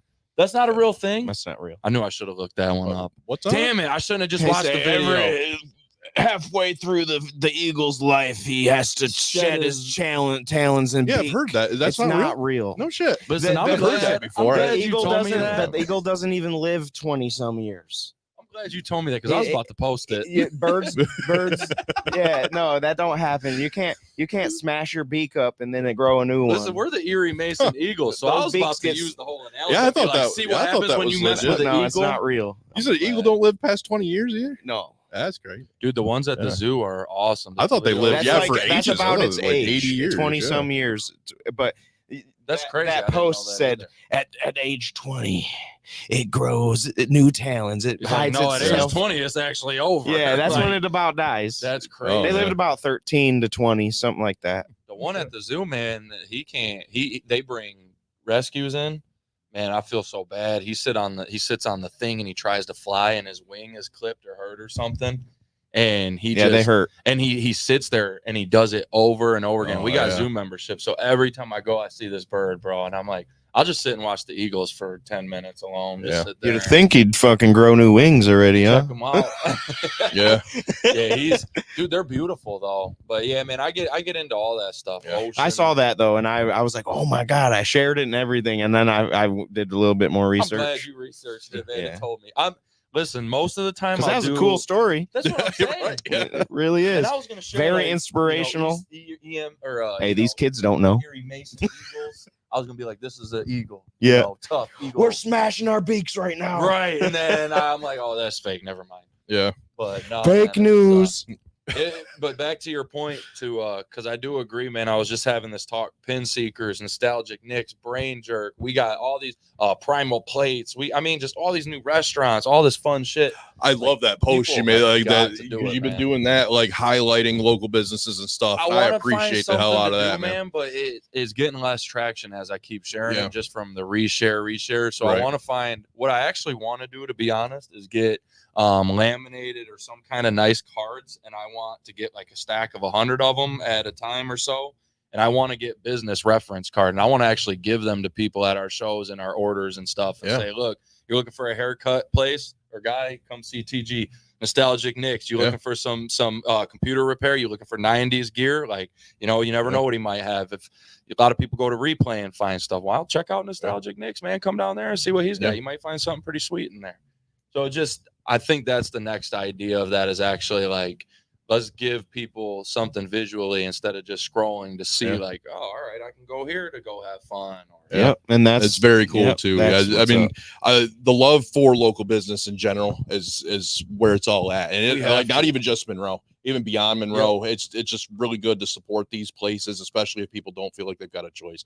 If you feel like your only choice is a Walmart or a GameStop or whatever, you know what I mean? Like, that's what they want you to think. Something else exists is great. So before we get out of here, one thing I wanted to know is just what do you have going on at Nostalgic Nicks coming up? Anything exciting going on, or what's kind of going on a daily basis right now? Right now, I'm kind of replanting my feet. What I really didn't cover there is when CD's Games closed down, because it closed down near the end of the year. We did that. My father-in-law had cancer, so we went to take care of him, me and my wife, and we moved up to Ipsy to take care of him. He's since passed, so we now have that free time, back. So when I was like, well, do I leave it closed? Because that whole time I was just taking business by appointments. Somebody needed a repair. Okay, call in an appointment. I'll come meet you, that kind of thing. And I was deciding on, do I just let this thing die, or, try something different, or bring it back to life? And fortunately, I was convinced to bring it back to life. And I got a business partner of mine. Shout out to my friend Mike Lee. He's helped me rebuild this thing. So now I'm kind of planting my feet presently. Okay. So coming up, I will hopefully be doing podcasts as well. But pretty much explicitly towards, the 90s era type of stuff. I've got a little studio in the back, very humble little thing to, record and whatever, because I'm a longtime musician, stuff like that. But as far as the actual business goes, where you got Replay and GameStop and other places like that have a large selection. I want to keep my selection small, but with rare stuff, things that are kind of hard to find. I need to build my way to that. So a lot of what I'm hoping for Nostalgic Nicks is going to take some time, but unfortunately I have a lot of patience. So, you know what I mean? Yeah. Eventually, we'll get there and there'll be something I can, really truly be proud of. But in the meantime, it's just a grind. I love it, man. No, I love it though. Hey, if somebody wanted to stop in, get a computer repair, they just reach out on the page. Absolutely. Yeah. I mean, we got our website, nostalgicnicks.com. Pretty responsive to my Facebook and Instagram as well. So I've got my number on the cards. If you come across those, or, you see me about, I'm right. Hey, and I gotta say, you got people out here passing these cards out. I've had at least in the last 2 weeks, I've had 3-4 people hand me one of your cards. Really? Yeah. No kidding. Yeah. That's hilarious. Yeah. I mean, I just have them sitting on my counter, but I've got one guy. He was going to my tournaments pretty regularly, and he one day came in and grabbed a whole bunch of them. And he just started throwing them out, just I guess to everybody. And he actually stopped in today. Was like, "Hey man, I passed out a whole bunch of cards, So I'm grateful for that kind of stuff, Like I'm a big 90s. Was it Ali? So, Dwayne? No, I actually ran into that guy the other day too. I was like, man, I know this person.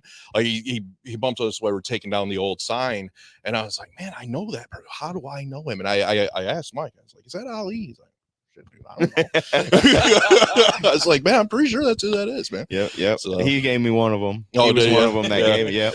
Nice. That's awesome though, Came man. up for he actually rapped on the cipher. Yeah, I saw that. Yep. That was pretty cool. It was. I thought that was real dope. Yo, we haven't. Yeah, let's give a shout out for that. Everybody, Milky Way right here. Was cold. Spooky films for the video, Milky Way for the engineering, all of our sponsors, Smoker Society, BrainJerk for hosting. Yep. All of Jose Langston for the beat. And then everybody that participated, they killed it. Everyone should be proud. Everyone involved. Hey, both of them. And the best part was the people that returned. No disrespect to their original stuff, but it's like they all tapped into another level. There's a faster beat like this time. They all were like, okay, I got to be on better game this time, because what I did last time, it's that natural. I got to do better than last time. And they did a great job. It's an artist's curse, man. What's going on? I was saying. So I'm a big 90s fan. I'm going to definitely stop in, man. My wife and I have talks about it all the time about just we're big 90s people. Oh, yeah, man. So our favorite things about the 90s. Mine too. We go to the Henry Ford Museum, and it's like a whole blast in the past. And before we get out of here, you know what I miss the most about the 90s? Blockbuster. Or Family Video. Just talking about that earlier today. I just saw nothing no more. Nothing. I just going to a Blockbuster, renting a video or a video game, and that was fun too. That was it. On a Friday, we're going here for the weekend. We're gonna get one for Friday, a scary one for nighttime, and let's get it. And Family Video Blockbuster was amazing. I used to go to Blockbuster when I was at my mom's in Monroe, and I go to Family Video at my dad's in Toledo. What's up, Jovan? Dude, they used to do like the 25-cent, 50-cent rentals. And so if it wasn't a brand new movie, you could go get any movie you could think of for 50 cents for the night. And you're like, yeah, that's the stuff to wrap the show up. I mean, that's the stuff I miss, trouble going to Hollywood Video, man. Blockbuster, colorful Blockbuster. Like, we need that. I saw a guy that had his basement, right? He had a man cave, but it was done like a the closest a basement could look to like a Blockbuster. It had all the memorabilia, it had VHSs everywhere. Yep. It even had like a rack set up with DVDs. You ever go to one of them places that had the hippie curtain? No. The hippie curtain in the camera. Little secret back room. That little secret back room. It was the creaking door or whatever. Yeah. Some of it would be wood doors. Some of it was that. It had movies in there with the titles of like Debbie Does Dallas. Right. Backdoor 3. I just picked up a box of old videos like that, and that was in that box. So I was like, look at this shit. That's a classic. You know, That's I was like, somebody had a real collection. They're like, hey man, you want some old VHS tapes that you're doing 90s stuff? It's like, yeah, sure, man. Yeah. You know, I get this box, it's all porn. Like, fuck, dude, I can't put this in the shop. What am I supposed to do with this box of porn? I think he was doing that just to troll me, but yeah. That is hilarious. That's funny as hell. Man, that I miss it, bro. I miss the 90s. We got to bring a little bit of it back. What do you miss the most about the 90s, Coach? I think just like he said, I think the overall the color, man. You know what? Nah, flat out, just no screens. Just the lack of like cell phones. I won't even say screens. Lack of cell phones. I miss. I contemplate going back to a flip phone. I miss that often. There's a couple of companies out there is very specific because everything we just talked about to me all goes away if this doesn't necessarily get to the point that it got. Yeah, all of that stuff kind of. It to me all goes hand in hand. Maybe I'd be completely wrong, but it goes to me like had this not progressed technology, everybody gets more kind of, you know, sad going through the motions, whatever, then maybe McDonald's don't look like that. Like it's all just this dominant. It's a separation between tool and entertainment. A tool can very easily become entertainment if you let it. You know what I mean? A hammer's supposed to drive nails, but you can do a lot of chaos with a hammer. You know, I destroyed the whole room with a little baby hammer. The telegraph place, he just had fun with a hammer. Right. You know, so that's how I like in modern technology. I mean, we if you use it as a tool it's designed to be, nothing wrong with it, you know. But we're using it as entertainment, and so the tool is designed to be. So I think that's what's really getting us sucked in. And I think like like he said, I think the symbol of like the McDonald's Taco Bell, and I don't even eat fast food no more, man, like that. But I really miss that. Here's one for you. Okay, so what's a restaurant you miss from the 90s? I got 3 right off the top of my head. Quiznos up there? No. Quiznos was pretty nasty. So I'll give you mine. Friendlies. Oh, I know there is a couple still, but not here. Nope. Hot Now was on my list. There's one in what is that? Is it Sturgis? I think that's Sturgis. There's only one Hot Now left, and it's just the west. You want to know the big one I miss? Ranch.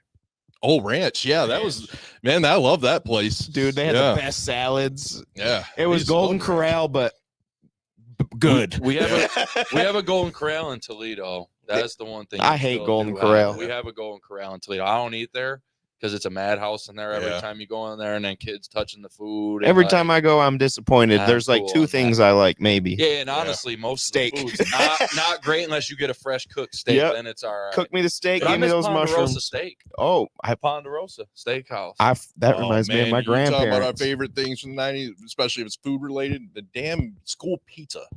That cafeteria pizza shit we used to get, especially that like breakfast pizza one. The square shitty one.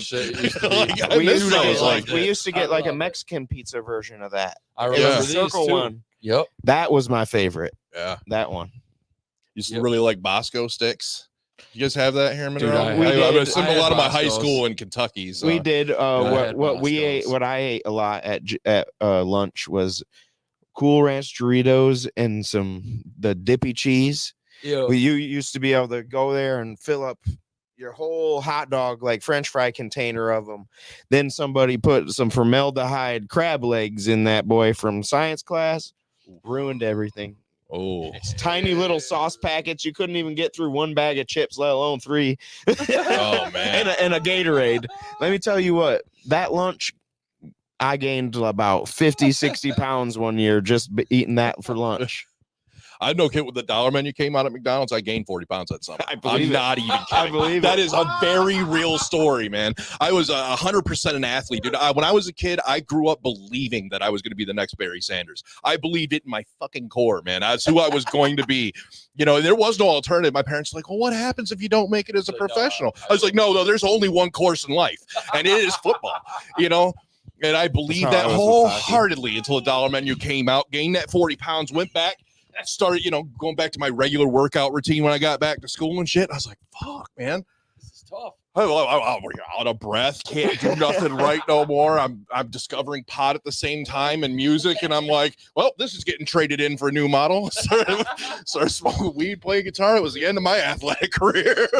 That dollar, it's a shame, but funny, bro. Yeah, I think to not lose this thought, but I think certain kind of pans with what he said earlier. Certain toys and games we had in the 90s too that aren't around anymore. Risk. I loved Risk there back was then. certain games that I still play Risk all the time. I love that game. That we played them all the time, and then them games were out of style. Yeah, Pogs. Even old yeah. video games. I'd love to see Pogs make a comeback. That shit was cool. I used to make my own. I had Pog Tech maker. decks. I never messed with those. Dude, I used to get them confiscated from me at school. Oh, absolutely. Yeah. We got a homie that built that. He's actually got a league going. A tech deck league. Tech deck? Oh yeah, they built a whole course insane. and everything. Yeah, that's pretty sweet. Hell yeah. When we had David on, right, from we talked to David from pinball, right, and he was saying, we were talking to him, and we were saying that to a degree, sometimes we just have to bring this shit back. Right, it's like nostalgic Knicks. It's he brought pinball back. I love that he brought that arcade back in. That place is dope. To a degree, we have to present the kids and others with that. Yo, here's something to do. I'd love it if some place built a restaurant had a play place in it. Man, kids would come. I guarantee you, a kid would come. You want to know why they got rid of them though, right? I think COVID killed all that. Pooping in them. Yeah. Was it really? Oh yeah. I saw the end of that during COVID. They didn't want the spread of all the germs and crap and whatever. Blamed on everything. The day the playground died. That's what's crazy though, is we talk about the 90s. At this point, bro, just take me back to 20, the ways we were in 2019. Yeah, right. Yeah, just I don't even need the 90s would be cool. Don't get me wrong. I love us to bring back so much of the 90s, but can we just at least get back to before COVID, before shit was Can we just really go weird? back to 2000? It was weird before, but now it's I was cool with 2000. After 2005, shit started going downhill. He just got weird, man. That's it. That's it. I know. I can place it almost exactly when it happened. It's like when that "Watch Me You" happened. That was the end. That's what it started. Superman now. Right. Yeah. As soon as that became hot, it was over. Yeah. That was it, man. That was the end. That was the beginning of the end of America as we know it. That was the end of an era. That is hilarious. That's funny. But another symbol, to be honest, that kind of to a symbol. To a degree, that's the same time smartphones were starting to come out to anything pre-iPhone is just dandy to me. I'd say the day that Nextel died is the day that that was a sad day. I wish we need to still rewrite that. Was that American Pie song or whatever? The day the music died or whatever. We got to rewrite that for the era. Oh, yo, I know we're going long here, but that's what I miss about the 90s, bro. No, that's what I miss more than anything. Movies. Dwight Yoakam? The movies were... Dwight Yoakam was in a lot of movies. The 90s movies, bro. Yeah. They were so much better than what we have now. I agree. Nobody can... kids will argue me that Scary video movies games are better especially. now. And I have a hard time winning that argument because I'm playing 007. They playing Call of Duty, talking about I'm jumping out of a plane, coach. What you doing? Yeah. So I have a hard time having that argument with them on that. I play this game, Population 1 on the Oculus. Movies, bro. I win that argument in movies. I'm like, no, y'all don't understand. You might have special effects and all this crazy shit, but your movies suck. Yeah. They flat out suck. Oh, and they have to make it all sterilized now, man. You can't have the Anchorman can't happen now. To check out. You have to really never you have to check the bookmarks. All of them. American Pie gone. Grandma's Boy gone. Watch that roast of Tom Brady about shit myself. You know what I mean? We talked about it last night on the show. Comedy's coming back the way it should be. Thank goodness. It was Netflix allowed it. Joe Rogan's crew is bringing comedy back the way it should be. Well, who led that? Who led the Tom Brady roast? Tony Hinch. Man, as soon as I saw him in the crowd, I was like, man, he's got to show up, right? And then he showed up and roasted everyone, dude. I was like, fuck yeah, dude, let's go. Nikki Glazer were the best. Yeah. Dude. When Nikki went up, I'll be honest, I was at first, I was kind of like, she's funny, but then she started just grilling people, bro. And I was like, oh, She's real funny. Yeah. And then she took the shot at her boyfriend, and I was talking about wanting to hook up with Nikki Brady. Glazer's got I was like, oh my god, she's got a new special out too. She's blowing up from that roast. Like she's becoming huge, but it was super refreshing. Neo's Garden says he agrees with you. Movies and music were way better in the 90s. Music's another one, 100%. I love music hit a very every fine genre. peak at the millennium. Like tell me, I've had this conversation with my wife, but it's every genre. Country was better. Hip hop was much better. Rock was better. Rock had like multiple kind of genres booming at once too, because you were still kind of in like you were still in like the Guns N' Roses. I think that's what I was saying a minute ago. Is like we're flooded. You know, we're flooded with too much. So what is mainstream? What we see the most is terrible. But if you go like nitpicking through the shit to find the good stuff, you'll find gems. There is some good rock, rap, what's that everything. Rock from they're real good from Frankenmuth. I'm forgetting their name. They're like Led Zeppelin kind of sounding big. Greta Van Fleet. Greta Van Fleet. They sound just like I didn't Zeppelin, know they were bro. from here. Yeah, they're from Frankenmuth. They're very we spend some time in Frankenmuth. They're very like loved around there, man. They're awesome. But that's a band that I had to search and find, right? Because I'm like, they're played, but they're not played like that. But I'm going to watch Clutch and Rival Sons this September, man. Clutch. Well, I forget what song it was. Clutch was was my school song for my class song. But see what he just said and what you just said. So I went on Live Nation and looked at like $25 tickets this week because they did the $25 ticket promotion, and every concert that you pretty much see was like older. You were like, especially rock and Limp country, Bizkit, because that's stuff what like that. It was Limp Bizkit. It was Tim McGraw. It was Dwight REO Yoakam. And movies, that's man, no joke. Even looking at like comparative, right? Like I hate to compare because I liked both series, but look at Jurassic Park versus Jurassic World. I liked them both, but if we're being real, Jurassic Park was much better developed, in my opinion. The characters were better. They had to tell you a better story back then. They had to tell the story better. Right now, they show you instead of tell you. That's There's story. still some movies I love, bro. Like, I love Avatar. Nobody knows how to actually sit here and tell a story. It's a very true point, and it's the exact same thing with games. The exact same thing, because your product was finished. It was done. What you made was made. There was no correcting that later. No update patches, no fixes, no nothing. Right. So, I mean, you had to care about what you put in the game. Like, I just started replaying Conker's Bad Fur Day. I'm hoping to throw that up on the internet sometime soon. But, like, you had to care about what you were doing. It had to be hilarious, or it had to be great story-wise, because the actual content you created wasn't vibrant enough. You couldn't make it as visually impressive, but now you could just inundate somebody with all of this beautiful this is what this generation of whatever you want to call it has forgotten. It is how to tell the story. And the fact that everything has to be now. You go look at all these movies. The reason you liked them is because of the story, because of the character. Mind you, Game of Thrones came out and they did it the best. Game of Thrones was pretty sweet. Game of Thrones was that's the best show ever created, in my opinion. But those are the types of things. Everything has gone that way. Everything's watered down. Everything is pushed. Nobody takes the time to build a storyline to surprise anybody. Nothing like that. There's no cliffhangers anymore. I mean, I guess there is, but we watch the whole series now. There is, but we don't wait a whole week for the next episode too, right? Like there's cliffhangers, but it's such a basic storyline that you're kind of like, I could tell you what the story is going to be 3 minutes in. We know the same dude's coming back to fight this, that. Like, okay, I get it. And then it's going to be visually amazing, right? Die Hard. That's why the superhero movies keep coming out, because they're like, dude, I hate Iron Man blows some more shit up because people love it. I'm not a fan of the superhero movies. When they first came out, badass, full support, but now it's and really wearing thin. Because why aren't they releasing the shit we want, like Spawn? Where's the next Spawn movie? You know what I mean? That'd be fucking dope. Let's get a Lady Death. Like, let's get off the Marvel train, and like we're gonna and run stop regurgitating the same shit. Like we had Spider-Man, now we got him 3 different times, 3 different and ways. You're probably gonna get him another time, I'm sure. Here in the we got scrambled Spider-Man, over easy Spider-Man, and omelet Spider-Man.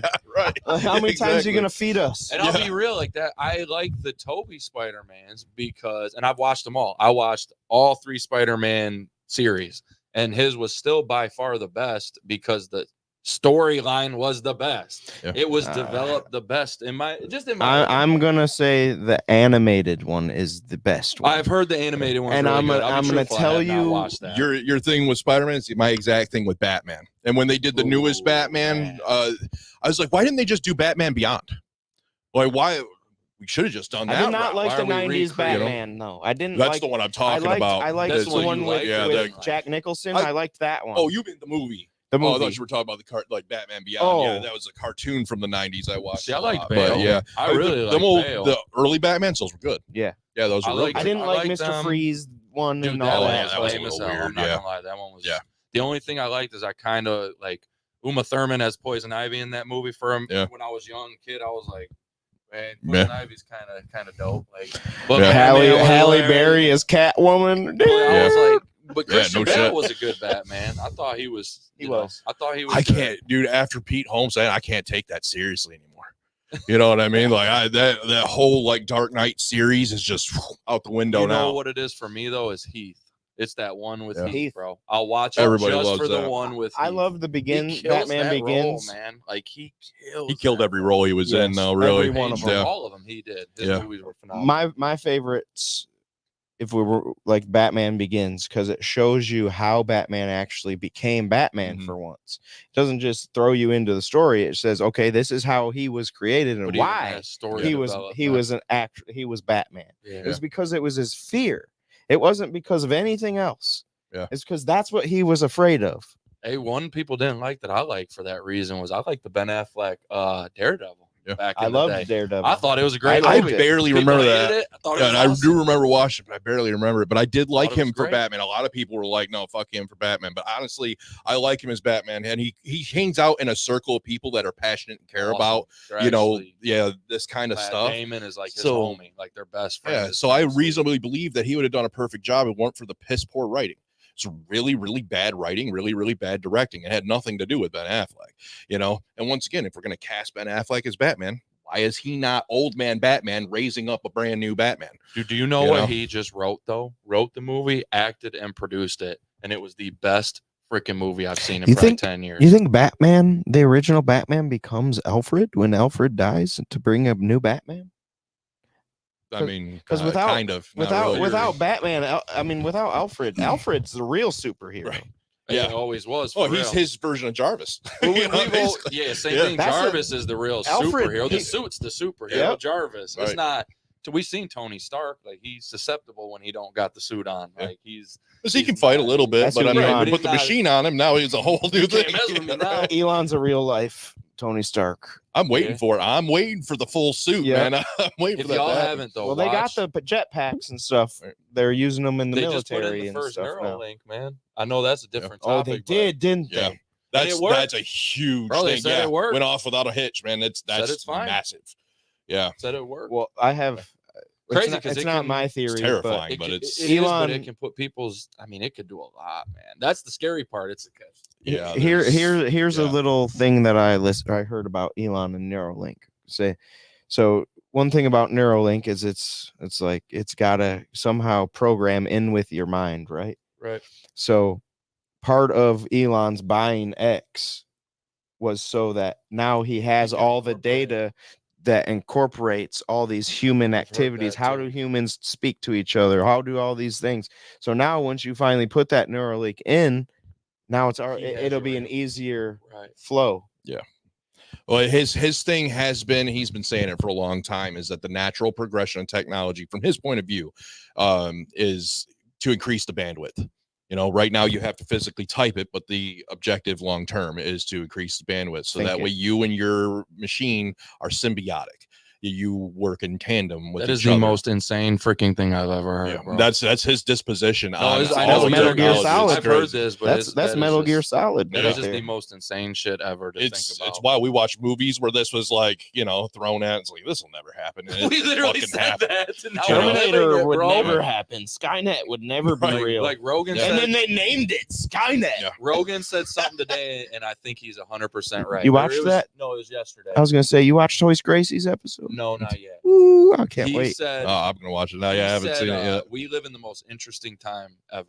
Yeah. And I know that could probably be argued, you know, and there's That's both a good and a bad thing, but he's right. Also, I really even look at history books, and I think, like, unless there was something going on years ago, pyramid type of deal, aliens, whatever you believe in, like, no, man, life has been a lot simpler than what it is now. Back in the early 1900s, like, things were just that we know. Things seem to be a lot simpler, and we're in a very, very weird, or things were this already, and something happened. Yeah. Right. And now we're just getting to this point again. It's one of those things, though, where it's like, we really do live in the craziest time. You know, arguably one of the craziest. I don't know what your clock looks like, bud, but I mean, we're about you to send me on a whole new thing here. It gets a little wild. Man. But I mean, I understand. It really is like that is the era we're in right now. It's different. Very interesting, good and bad. Yep. You know, it's huge. Awesome thing that disappeared in the 90s. Blimps. Except for when we thought one was a spaceship a couple years ago. About all the shit with the blimps. But if you look, you know, all throughout, I forgot about the blimp spaceship. People want to talk about how we never had flight until the Wright brothers. We did. It just wasn't airplanes. They were blimps. We used blimps. Going to their house and seeing their aircrafts, though, is pretty sweet. But yeah, you're right. I've also. I don't know if it was you that told you might have told me the buildings. I've heard that the skyscrapers had blimp stops. Yeah. These people would get in the blimps from the top of the skyscrapers. That's one thing. That's another rabbit hole that could go an hour. But that's one thing that messes me up too. Is like the whole Mandela effect, bro. I'm like, it's fake. That's screw that's y'all. a psyop. No, I seen that shit though. I know it's there. I saw Fruit of the Loom said there was no cornucopia. We all know there was. There was one. I wore Fruit of the Loom. That's one of the very few Mandela effects that I'm 100% on. That cornucopia, dude, that was there. That was there. A million percent. There's no way that wasn't. I had no idea what a cornucopia even was. A lot of bullshit there, but the Sinbad one and the Curious George one messed. Sinbad was real. That movie was real. Definitely. I watched it. I'm not on the Sinbad one. I believe that. I don't think Curious that was a thing, George. but it came out before Shaq. Bro, Curious George. That one's I think Shaq's was so much better. What's the Curious George one? That was something about the tail, right? Like he didn't have he had a tail, and now he doesn't. Now he doesn't. And I'm like, that's just design. He's always had a tail. But I think they used to say he didn't. I can't remember which way it was, but it was something with his design. Yeah. I remember Googling. That's what I mean. Most of them, like I don't really buy most of them, but that that's 100%. That existed. Some of that shit's crazy though. That and like even like we talked about this a little earlier, but when we had Bill Morrison on, I asked Bill Morrison, who was an artist for Disney, I was like, how the hell does Simpsons know everything? Right. He was like, I don't know, man. But you guys were talking about time travel there for a minute, and I'd really like to throw this in there just for fun. I think it's gonna mess with your brain a little bit, especially if you get real stoned once, but time isn't real. Like that's not just as like a data set or whatever. You have to completely eliminate time from the space-time thing. You know what I mean? Everybody talks about space-time. It's not space-time. It's just space. Correct. We are in a position of both physical and metaphysical space. You know, that's our location, and our self and our greater self are in a physical location, and we're just experiencing momentum. That's all that is. It's something with inertia. It's something that is moving. That is all. Time is the measurement, so we can understand it. That's what literally we created, all that is. Right? You know, we created it. It's very easy for me to believe that, like, if everything is paper thin, if atoms are 99% empty, if everything in existence is paper thin, at any given point, we're phasing from one position to the next and have no idea. And it has nothing to do with time. It has nothing to do with history. It has nothing to do with what was recorded. That it could all mean something, not all at the same time. Hey, we got to get you back on, man. Like for real though, this conversation is too good, man. We got to get this back. Have you seen the Miles Morales Spider-Man? No, the newest animated ones. I have not. I'll watch it though. It's on Disney Plus. I want to. Unfortunately, I still have Disney Plus right now. Put you on some game, okay? So it's good normal. But if you want to, this dude gonna say something about getting. If you wanna, I'll say it because it's my podcast. If you want to get a little trippy, and watch those two movies, let me tell you what, it's a whole new movie. It's like they were created this movie to be able to do that. I promise you. Oh, like a lot of movies are like that. I fully feel you there, man. Actually, I had to stop smoking weed because of the shit it does to my brain. Dude. It makes me wildly uncomfortable, dude. I'm very hard advocate for legal weed for a very long time. I've smoked since I was a youngling, man. And now I'm terrified to smoke the shit because like I lose bro. it. Yeah, I used to drink heavy, and I won't touch alcohol now. I used to be a heavy drinker. It did the same thing. It messed my mind up, bro. I started getting real depressed, real angry, real like on edge. Yeah. I was like, shit, something's not right here. Yeah. One more movie though for y'all. Listen, y'all gotta watch it because it's based on the 90s, right? When Jordan signed with Nike. He wasn't ever supposed to sign with Nike, and Sonny went on this whole thing with Nike to get him. But Ben Affleck wrote the movie. It's called Air, AIR, just Air. Okay. Dude, if you want to talk about, just come out? It came recently. Out. I think last couple months. Last year. Yeah, within the last year. If you want a movie that feels 90s. Music is all 90s. The Dorito bags in the gas station in the movie, I noticed it, were all 90s Dorito bags. Doritos 3D. Dude, they dress 90s. With the proper 3D Doritos. Yeah. Right. Yeah. And it's all about, but that's what it's all about. It's about Nike and Jordan in the 90s. But, dude, it's the best movie at capturing, like, that era. It's so I would 100% beautiful. enjoy that movie. I'm surprised I didn't know it existed. You'll love it, bro. That's Ben another Affleck thing. and Matt Damon are both in it. Ben Affleck wrote it. Chris Tucker's in it. There's a bunch of big names in it. Sports. It's a great movie. Sports were much better in the 90s. For me, I personally think hockey was better in the 90s. I personally think football was better in the 90s. I personally think basketball was tougher and better in the 90s. Baseball was better in the 90s. A lot of that was the I 100% feel that way about wrestling, and I know you in particular very much into the wrestling thing, and like that is my exact take on wrestling because we have more talent now. The talent is out of control. They're great, they're fantastic, but you can only push the physical threshold on a human body so far. Right. You know what I mean? And then what do you do after that? Especially if you gave up on writing. If everything became the show and less about the story. Now where do you go? I push back movies? That's where we're at with music. Yep. That's where we're at with everything. Can I push back one thing? Story on writing though? Again. Just one thing. I think WrestleMania and Triple H taking over was potentially the beginning of maybe. I agree. Like comedy. I do agree. Like the roast of comedy, right? Like maybe we got a taste of it like a year or so ago. Or maybe it's 2 years ago. Yeah, like when. Because Vince McMahon stepped down and Triple H took over. We got a little taste of what this could become with him in charge. And then Vince came back and it ran it into the ground. So now Triple H got to kind of rebuild it. But I'm 100% on that train with you, man. For The Rock, man. Like they said, just do whatever you want. Like just run the show. You can take this back to the 90s era. Like that would be my only push is like maybe there's hope for us because like comedy and the roast. I think a lot of people are kind of getting fed up with things, bro. Yeah. Whether it be politics, 100%. Whether it be being broke, whether it be being depressed. Like, I think people are starting to like wake up and go. People are realizing life's becoming the giver, and that's what's going on, man. Yep. Life can't be drab. You have to have people you disagree with.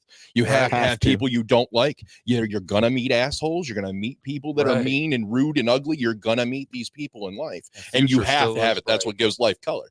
There's no other way around it. And people are sick of everybody trying to condense everything into some little gray box. And, what do they we're call all those? Trying to leave echo that. chambers? Yeah, we live in echo chambers today, right? Where that's what it's. But I really believe, man, I'm like, and him and I listen to PBD a lot, Patrick, Bet David podcast, Valuetainment and all that. But so they're big on just future's bright, man. This is not as bad as we think. We can come back from the things we've fallen and like. That's one thing I always think about. I always get back to that is like, we're going to be all right, bro. We'll be okay. I know how to fix it. I just don't know how to get there. We'll be okay. To fix it, I don't think there's anything to fix. I think we go there with a positive attitude and it'll fix itself. Bro, you're doing it right here. Yeah, but I mean, yes, but I mean, like, where society really messed up, in my opinion, is getting away from the small communities, the tight-knit communities, bringing Walmarts in instead of the local grocery stores. I'd say you're doing it. All those mom and pop shops, they're all gone. That's what was here in the 90s. What BrainJerk does for local You're right. businesses, Nowadays we're getting back. You guys are doing it. We're people are realizing, okay, Walmart's not where it's at. Right. And, this these top dollar fast food joints are not where it's at. You don't need to go to GameStop. You don't need to go to Swan. We're starting. There's a select few people that are starting to realize that. But that's my thing is when we started going away from the farmers, going away from small town societies, that's when things start to go haywire. See, and that's where people always attack me when I say I'm a capitalist. They come at me and they're like, corporations? And I'm like, no, free market, bro. Make your money. If I'm your neighbor, you come to me for help. No problem, dude. Yeah. I can't go to Firestone and get them to help me like that. Like I can't. No, and on top of that, they like to pretend like they're going to be helpful, and they're not. They're not. You know, and it's really frustrating. But I do see a future where, because we can't get rid of corporations, there's no way to undo that. But I do see where they'll pass the reins off to franchisers more, and then even something that is a mega brand will eventually still be a local, like a DQ, like DQ is thing. here. Subways are also like that way. That DQ is actually a good example of that, because it does feel a bit better there. At least it started off that way. I mean, I only get to eat there every once in a blue moon, but I mean, it does have that feel that, yeah, this is a corporate giant, but we're still about hometown here. Applebee's, our Firehouse Subs that was here was like that, and they closed. DQ, you better start giving the real chicken fingers to the DoorDash folks, because every time I order DoorDash from you fools, you give me the baby little chicken strips, and I am not okay with that. But that garlic parmesan chicken strip bastard. Oh fuck, dude. Oh man, garlic parm is the flavor, bro. Yeah, there's a reason why I'm heavy, dude. I need to try Wing Snob. Rick Ross is better. Have you tried Wing Snob? Yeah, Rick Ross is better. Yeah, Wingstop is better. Yeah, I'm a Wingstop guy. I like Wingstop, but I like Buffalo Wild Wings sauce is the best out of all of the wings places. I say that, but the wings brisket burger, that shit's. Oh, I haven't had that. That shit's brisket burger, fire, man. It's so good. Yeah. See, man. I think you're right though. Local small businesses getting back involved but like I said, I think I have arguments with people. I say arguments. Debates, conversations with people all the time, whether it be in person, Facebook, and I hate it because sometimes I give in on social media, but I'm like, no, it's not as bad as what you think. Yeah. We need more of us to jump on the wagon of like, this is going to be okay. We can fix it. Let's start finding solutions to this country, to our world. Yep. There are entities out there that are training us to feel hopeless on Big purpose. Time. And it's not hopeless at all, man. I mean, it's kind of, it's a second ago. If we lead forward positivity happens. Like that's what the world will become if you just lead it that way. You know, you just treat it as such. You know, like I'm the kind of guy that like always puts the cart back. I don't care if it's raining. I don't care if there's ice. Yep, like I'll even walk it into the store if I have to. Right, because I have no idea how miserable the next guy is. I have no idea what his life is like. I don't know if this guy just got a divorce or if his kids died. I don't know what happened to this person that this cart could literally send this person over the edge, you know, and like just doing a small, simple thing, you know what I mean, clears the path with no reward.